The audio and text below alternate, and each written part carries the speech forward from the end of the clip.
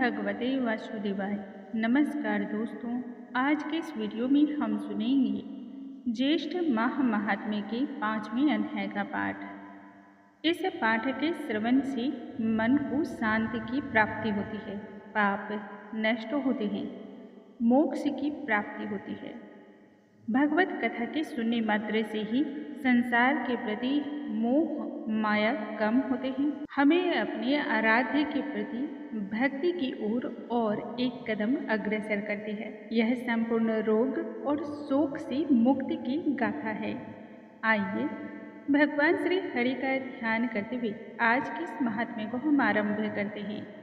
मोर भगवान श्री हरि की जय, स्वामी नारायण की जय। स्कंद ऋषि से अन्य सभी ऋषिगण फिर कहने लगे, हे महामुनि, अपने सौभाग्य की रक्षा के लिए तथा सौभाग्य की वृद्धि के लिए ज्येष्ठ माह में स्त्रियां कौन से व्रत को धारण करें? इस व्रत को करने का विधान क्या है? इसमें स्त्रियों को किन चीज़ों का दान करना चाहिए? सो आप कृपा करके हमें बतलाइए। स्कंद महाराज तब कहने लगे, इसी संदर्भ में पूर्व समय की जो घटना है वह मैं तुम्हें बतलाता हूँ। एक समय कैलाश की उस उच्च शिखर पर भगवान शिव सुखपूर्वक आसन में बैठे हुए थे। तभी पार्वती जी हाथ जोड़ करके प्रणाम करने के पश्चात कहने लगी, हे नाथ, हे शिव, हे शंभो, हे जगन्नाथ, संपूर्ण ऐश्वर्य के मालिक, सुख और सौभाग्य को देने वाले, एक ऐसे उत्तम व्रत के विषय में बतलाएं जो संपूर्ण पापों का नाश करने वाली हो और सौभाग्य की वृद्धि करने वाली हो। इसके साथ ही ऐसा व्रत बतलाएं जिसको करने से स्त्रियों का सौभाग्य अजर और अमर हो जाए। पूर्व समय में जप एवं तप से गर्वित होकर के सावित्री ने भी अपने स्वामी का गृह त्याग किया था, समस्त लोगों को श्राप दिया।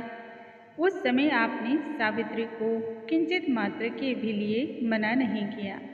वह ब्रह्मा से कहने लगी, अरे ओ निर्लज, बकरी के गले में बिना दूध के निरर्थक स्तनों के समान तू प्राणों का त्याग कर। सावित्री के मुख से इन प्रकार के वचनों को सुन करके ब्रह्मा जी क्रोध के मारे लाल हो गए, आंखें तन गई, भौवें ऊपर की ओर उठ गई और वह कहने लगे, अरे ओ मूर्ख, इस अपमान और अनादर के तहत तो पृथ्वी लोक पर चला जा, वहाँ वृक्ष की योनि में वास कर। तब सभी देवताओं ने प्रार्थना की। इस प्रार्थना पर सावित्री ने उन्हें श्राप से मुक्त कर दिया। पार्वती जी इस प्रकार से शिव शंकर से कहने लगी कि हे कृपा सिंधु, यदि आप मुझ पर कृपा करें तो वह उत्तम उपाय को बतलाएं जिससे स्त्रियां सौभाग्य को प्राप्त कर सके, क्योंकि स्वर्ग लोक में महेंद्र हो या फिर प्रजापति, नाश तो सभी के विषय में कहा गया है।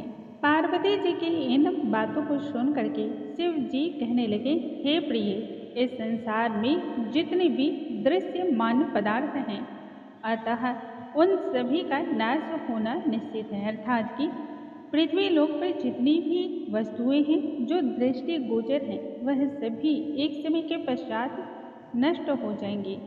फिर भी तुम्हारे प्रेम के वशीभूत होकर के मैं एक उत्तम उपाय बतला रहा हूँ।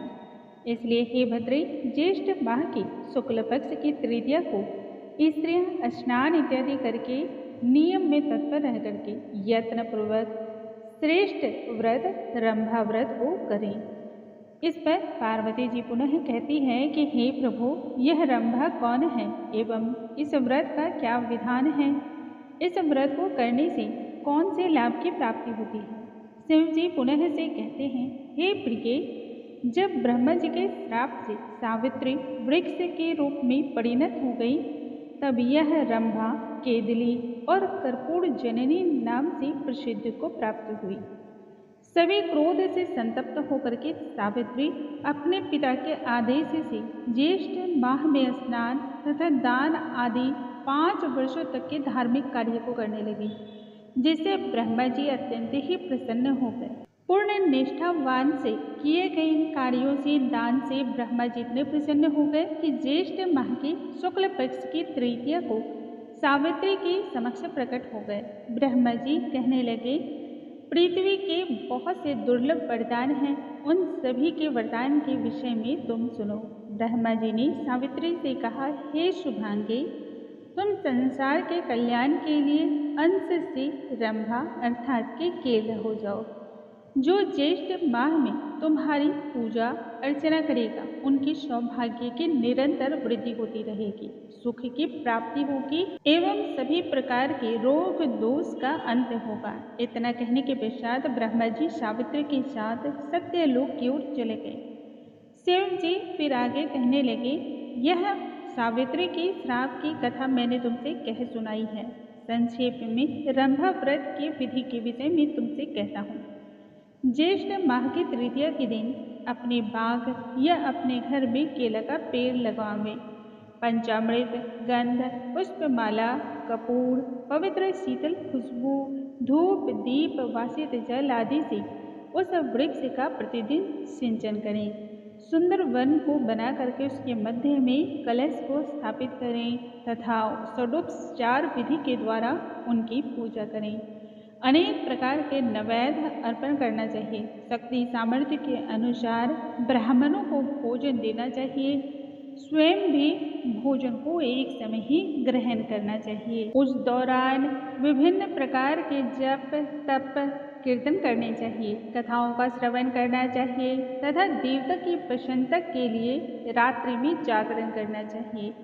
इसी प्रकार से केदिली वन में बैठकर नित्य प्रति पूजा अर्चना करें। समस्त कामनाओं को पूर्ण करने वाले मनुष्य यदि इस प्रकार से इस व्रत को धारण करते हैं, तब जब 1 मास का समय पूर्ण हो जाए तब आचार्य को बहुत सारा धन धान्य दे करके दुग्ध देने वाली गौ का दान देना चाहिए। यथासंभव हवन करा करके ब्राह्मण को दान और दक्षिणा देना चाहिए। इसके द्वारा ब्राह्मणों को प्रसन्न करना चाहिए। शक्ति के अनुसार, सामर्थ्य के अनुसार ही शर्करा युक्त खीर से ब्राह्मणों को मुख जूठा कराना चाहिए। उन्हें भोजन करावें, तत्पश्चात विसर्जन करें और फिर पारण करें। जो स्त्रियां इस प्रकार से अपने व्रत को करती हैं तथा जरूरतमंद व्यक्तियों को अन्न तथा भोजन का दान देती हैं, उन्हें सौभाग्य की प्राप्ति होती है। शिव जी इतना कहने के पश्चात पुनः से पार्वती से कहते हैं कि हे भद्रे, पूर्व समय में तुमने इसी व्रत के द्वारा मुझे प्रसन्न किया था, सो यह गुप्त रहस्य मैंने तुम्हें समझा दिया है। इस व्रत को जो भी स्त्रियां यत्न पूर्वक करती हैं, उन्हें शाश्वत फल की प्राप्ति होती है। प्रथम सूर्य पुत्र के विग्रह से जगदीश्वर ने इस व्रत को गुप्त रखा था।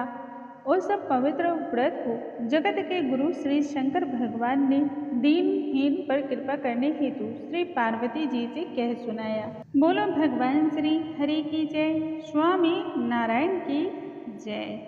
दोस्तों, आज के इस वीडियो में हमने सुना ज्येष्ठ माह महात्म्य के 5वें अध्याय का पाठ। कल के वीडियो में आगे की कथाओं के साथ हम पुनः मिलेंगे। तब तक के लिए नमस्कार, हरे कृष्णा, राधे राधे।